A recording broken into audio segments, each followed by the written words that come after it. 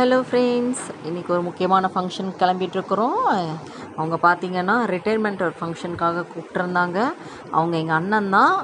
So பல வருஷமாக வந்துட்டு பேங்க்கில் ஒர்க் பண்ணிவிட்டு ரிட்டையர்ட் ஆகிறதுக்காக வேண்டி லாஸ்ட் டே சொல்லிவிட்டு ஃபேர்வெல்லாம் வைக்கிற மாதிரி, காலேஜில் ஃபேர்வெல் வைக்கிற மாதிரி ரிட்டைர்மெண்ட் லாஸ்ட் டே அப்படின்னு சொல்லிட்டு இது வச்சுருந்தாங்க, ஒரு ஃபங்க்ஷன் வச்சுருந்தாங்க. ஸோ அதுக்கு நாங்கள் கிளம்பிட்டோம்.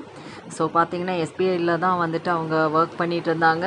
ஸோ அவங்க பேங்க்லேயே வந்துட்டு லாஸ்ட் டே வந்துட்டு ஸ்பீச் கொடுத்துட்டு எல்லோரும் கிஃப்டெல்லாம் கொடுத்துட்டு, லாஸ்ட் டேனாவே எல்லாம் அவங்கவுங்களோட எக்ஸ்பீரியன்ஸை பற்றியெல்லாம் பேசிவிட்டு, சால்வையெல்லாம் போத்திட்டு, அப்புறம் கிஃப்டெல்லாம் கொடுத்துட்டு அவங்கள பற்றியெல்லாம் பேசிகிட்டு இருந்தாங்க. ரொம்ப நேரம் ஆச்சு. நான் கூட 1 மணி நேரத்தில் முடியும்னு நினச்சேன்.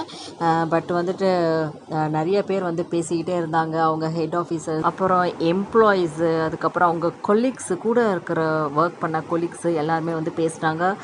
ரொம்ப ஹாட் டச்சிங்காக இருந்தது. என்ன தான் இருந்தாலும் லாஸ்ட் டே ஆஃப் ஒர்க்கிங் டேயில் ஸோ வந்துட்டு ரொம்ப டச்சபிளாக, ரொம்ப சென்டிமெண்டலாக இருந்தது. அப்புறம் ரொம்ப லேட் ஆயிடுச்சு. நான் வந்துட்டு சீக்கிரம் போயிடலாம் அப்படின்னு பார்த்தேன். ஏன்னா நைட்டு ஒரு 8:30 9 மணிக்கிட்ட ஆயிடுச்சு. ஸோ எல்லாம் பேசிகிட்டு இருக்கட்டும்னு சொல்லிட்டு நாங்கள் போயிட்டு கீழேயே அந்த கேன்டீன்லேயே வந்துட்டு புஃபே அரேஞ்ச் பண்ணியிருந்தாங்க.